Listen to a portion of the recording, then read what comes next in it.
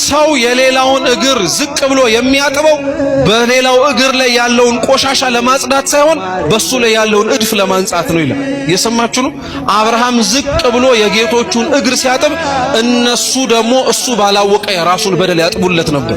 ትህትና ዋጋዋች ነው። ማን ከኛ መካከል ዝቅ ብሎ ሌላውን ለማገልገል የሚፈልጋል?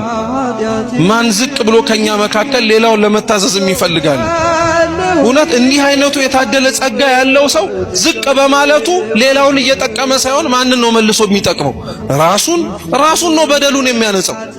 ከእግዚአብሔር ፊት ያለንን ሸክም እንዲቀልልን ትፈልጋላችሁ? የሌሎቹን ሸክም እናቅልልላችሁ።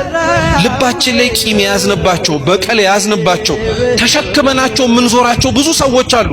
ሰውነታቸው እኛ ውስጥ አይሁን እንጂ እዚህ ውስጥ የተሸከምነው ሰው የለም። እዚህ ውስጥም የተሸከምነው ሰው አለ።